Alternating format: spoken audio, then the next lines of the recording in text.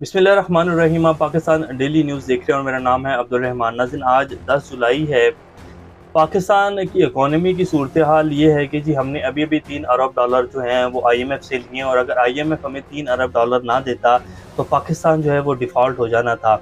और हमारे हमसाए में अगर आप अफ़गानिस्तान की सूरत हाल को देखें तो हमें 75 साल हो गए बने हुए, हम उनसे अपनी माइशत का हिसाब लगाएं तो कई गुना बड़ी है। उन्होंने 40 साल जो है वो जंग देखी है, और जंग भी कोई ऐसी नहीं जैसी हमने जंगें लड़ी हैं।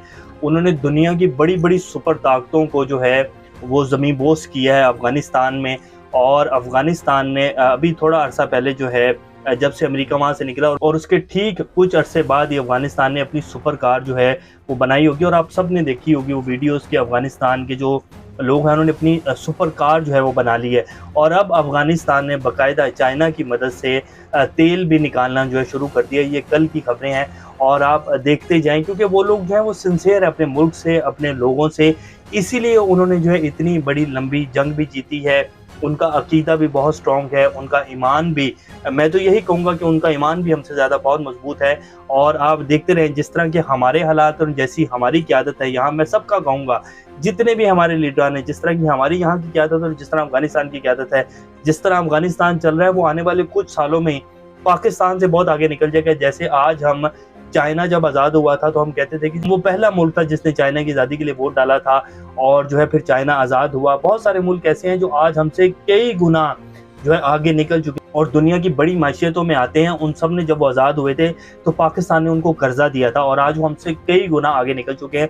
तो इसी तरह हम एक दिन ये भी कह रहे हो कि अफ़गानिस्तान जो है वो पाकिस्तान से कई गुना आगे निकल चुके हैं, क्योंकि हमारे यहाँ के हालात जो हैं आज भी हम वही खड़े हैं। आज भी हम वही फैसले ले रहे हैं जो आज से 20, 25, 30 साल पहले लिए जा रहे थे।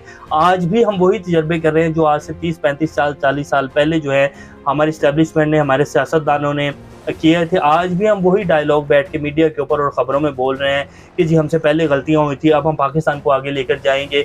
आज भी हमारे वज़ीर-ए-आज़म साहब ये कहते हैं कि जी अगर आज हम और तमाम इदारे जो हैं ये फैसला कर लें कि पाकिस्तान को जो आगे लेके जाना है, तो कोई भी चीज़ पाकिस्तान को आगे जाने से नहीं रोक सकती। यानी कि अभी भी हमने ये फैसला नहीं किया कि हमने पाकिस्तान को आगे लेके जाना है। हमने फैसला क्या किया है कि हमने अपने बच्चों की मनी लॉन्ड्रिंग जो है उसको कैसे बचाना है, अपने बच्चों को हमने NRO कैसे लेना है, हमने इमरान खान को और पाकिस्तान की आवाम को किस तरह ज़लील और रुस्वा करना है। हाँ, अगर इमरान खान की मोहब्बत में आवाम उस दिन 9 मई वाले दिन निकली, उसमें शरपसंद अनासिर घुसे, हमने ये नहीं देखना कि वो किन लोगों ने किया, उन लोगों को सज़ा मिलनी चाहिए जिन लोगों ने वो सब किया, लेकिन उसकी आड़ में आपने मासूम लोगों के साथ, मासूम वर्कर के साथ जो किया, 10,000 के करीब लोगों को 48 घंटों के अंदर उठाकर जो जेलों में डाल दिया। और जिस तरह एक सियासी जमात के साथ किया, जिस तरह उनके लोगों के साथ किया जा रहा है इस टाइम, जिस तरह औरतों के साथ किया जा रहा है, तो हम आज भी वहीं खड़े हैं जैसे 75 साल पहले खड़े थे। तो आज के कुछ लेटेस्ट अपडेट्स हैं। मौलाना फजलुर रहमान साहब जो हैं वो नाराज़ हो चुके हैं और वो कह रहे हैं कि जी दुबई में मुलाकात की, जरदारी साहब ने, नवाज शरीफ साहब ने वहाँ खाबे खाए और मुझे लिफ्ट ही नहीं कराई, मैं PDM का सरबराह हूँ, मैं तुम लोगों को इकट्ठा करने में रहूँगा। तो वो अब नाराज़ हो चुके हैं और अब उसके लिए नवाज शरीफ साहब जो है उन्होंने अपने शेड्यूल चेंज कर दिया है। उन्होंने पहले सऊदीया से लंदन जाना था, अब वो वापस जो है दुबई आएंगे और वहाँ मौलाना फजलुर रहमान साहब को बुलाएंगे। तो अब ये जो इनकी PDM की हंडिया है ये बीच चौराहे में फूटने वाली है, क्योंकि पीपल्स पार्टी ने भी एक बड़ा ऐलान कर दिया है और वो किसके ज़रिए किया है वो भी आपके सामने रखेंगे। पाकिस्तान की मैशत को लेके फिच ने जो है एक आलमी रेटिंग जारी की है, वो तफसीलात भी आपके सामने रखेंगे। आज लाहौर में जो है एक बहुत बड़ा मुजाहरा हो रहा है, वो वीडियो भी आपकी स्क्रीन को भी चलाएंगे। इससे पहले अगर आप लोगों ने चैनल को सब्सक्राइब नहीं किया तो रेड बटन को प्रेस कर लें और बेल आइकॉन को भी प्रेस कर लें, ताकि लेटेस्ट अपडेट्स आप लोगों को मिलते रहें, ये जो हमारा ताल्लुक है ऐसे ही जुड़ा रहे। सबसे पहले जी आलमी रेटिंग एजेंसी फिच ने पाकिस्तान की मालियाती रेटिंग में बेहतरी कर दी है और कहा है कि पाकिस्तानी करेंसी की रेटिंग में बेहतरी की वजह जो है वो IMF के साथ मुआहदा है। और फिच ने पाकिस्तान की रेटिंग CCC- से CCC+ कर दी। और इसके ऊपर हमारे जो वज़ीर ख़जाना साहब है, सागदार साहब हैं, वो कह रहे हैं कि जी पाकिस्तानी मैशियत के लिए एक बहुत अच्छी खबर है। अब बंदा पूछे कि थोड़े दिन पहले जो है हम डिफ़ॉल्ट होने वाले थे, और अब अगर उसने हमारी जो रेटिंग है वो इस वजह से बेहतर किया कि IMF ने हमें कर्जा दे दिया है, तो उसके ऊपर अब पूरे मीडिया के ऊपर ढोल बजाए जाएंगे और कहा जा रहा है कि जी पाकिस्तानी मैशियत के लिए एक अच्छी खबर आ गई। अपनी कारकर्दगी कोई नहीं है, 3 अरब डॉलर जो हैं वो IMF ने दिए हैं उनके, उसके ऊपर जो है हमारी उन्होंने रेटिंग को थोड़ा सा इम्प्रूव किया है। और उन्होंने बेसिकली बाकी अदारों को और जो बाकी इंटरनेशनल बैंक्स हैं दुनिया को, उनको बताया कि अब तुम्हारे जो कर्जे वापस आने उनके कुछ चांसेस अच्छे हो गए हैं। उन्होंने बेसिकली ये बताया, और जो कंपनीज पाकिस्तान में काम कर रही है मल्टीनेशनल्स, उन्होंने उनको ये बताया कि हाँ, अब आपके लिए जो है वो चांसेस हैं कि आप जो है वो डिफ़ॉल्ट नहीं होंगे या आपको शेल की तरह अपना जो बिज़नेस है वो बंद नहीं करना पड़ेगा। तो ये रेटिंग का असल मकसद ये होता है, पाकिस्तानी मीशत के लिए कोई इसमें अच्छा नहीं, कोई आम आदमी की ज़िंदगी में बेहतरी आ जाएगी, इससे कोई इफ़ेक्ट नहीं पड़ने वाला। लेकिन हमारे जो वज़ीर ख़ज़ाना साहब हैं, उन्होंने ढोल बजाने शुरू कर दिए हैं कि जी पाकिस्तानी मीशत के लिए अच्छी खबर आ गई है।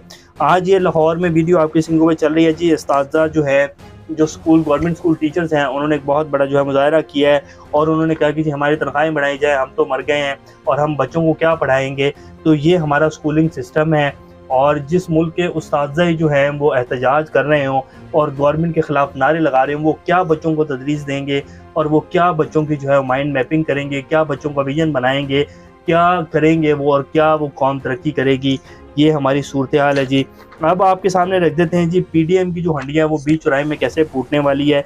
मौलाना फजलुर रहमान साहब ने एतराज़ात उठा दिए, उन्होंने कहा कि जी सारी मेहनतें मैं करूँ, इन सबको इकट्ठा मैं करूँ, पीडीएम मैं बनाऊँ और जब बंदे लाने हों सुप्रीम कोर्ट के बाहर और एहतजाज करना हो तब भी बंदे मैं लेके आऊँ। इन दोनों जमातों से किसी से बंदे इकट्ठे नहीं होते हैं, सब कुछ मैं करूँ और जब वहाँ जाके हलवा खाना हो दुबई में और अपनी सेटिंग करनी हो तो मौलाना फजलुर रहमान जो है वो याद नहीं आता।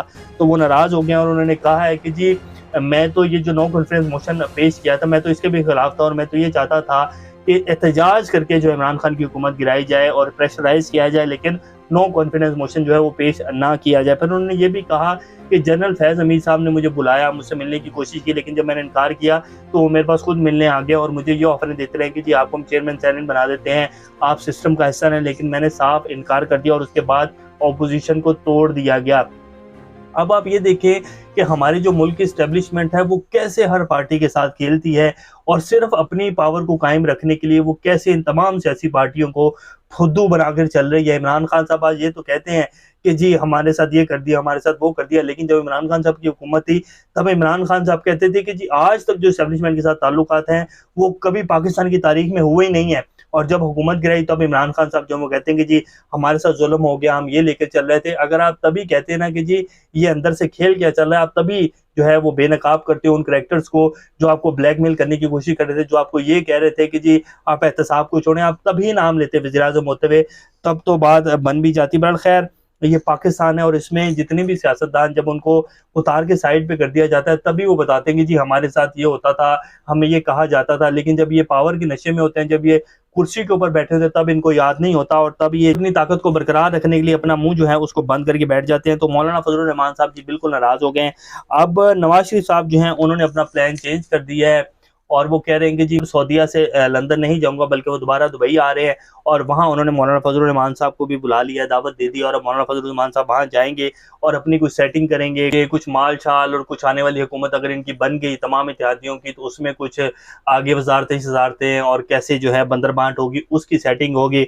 उसके बाद मौलाना फजलुर रहमान साहब जो है वो खुश हो जाएंगे। लेकिन जरदारी साहब ने फरतुल्लाह बाबर के ज़रिए ये PMLN को पैगाम दे दिया है कि जी इलेक्शन जो है वो वक्त पर होंगे, इलेक्शन वक्त से आगे नहीं जाएंगे। और नवाज शरीफ साहब चाहते हैं कि इलेक्शन जो है अभी थोड़ा लेट हो जाए ताकि मैं आ जाऊं वापस और मेरी सेटिंग बन जाए। नवाज शरीफ साहब ने वैसे ऐलान कर दिया और वो कह रहे हैं कि जी मुझे वापस आकर बेशक जेल क्यों ना जाना पड़े, लेकिन अब मैं पाकिस्तान आऊँगा। कैसा देखें हम आवाम को बेवकूफ़ बनाया जा रहा है, हालांकि पता है कि तमाम जो सज़ाएँ वो ख़त्म हो गई हैं, नाअहली भी ख़त्म हो गई है, अब मैंने वापस जेल तो जाना नहीं है, तमाम तर सेटिंग्स हो गई हैं, अब सिर्फ बयानबाजी की जा रही है। तो जैसे हमने पहले भी आपके सामने रखा कि 14 अगस्त से लेकर सितंबर तक नवाज शरीफ साहब की वापसी के इंतजाम जो हैं वो किए जा रहे हैं। तो ये अब इस टाइम की जो सूरत हाल है और मईशत की सूरत हाल तो हमने आपके सामने रख दी है। अब देखते हैं कि इलेक्शंस में क्या बनता है, लेकिन अगर कोई दोबारा तजर्बा करने की कोशिश की जाएगी तो इस्तेहकाम नहीं आएगा। पाकिस्तान में सिर्फ इस्तेहकाम तभी आएगा जब फ्री एंड फेयर इलेक्शन होंगे। अब ये फैसला जो है हमारे अदारों ने करना है, हमारे सियासतदानों ने करना है। देखते हैं कि ये क्या फैसला करते हैं। अभी तक के लिए इतना अपना ख्याल रखिएगा। अल्लाह हाफिज़।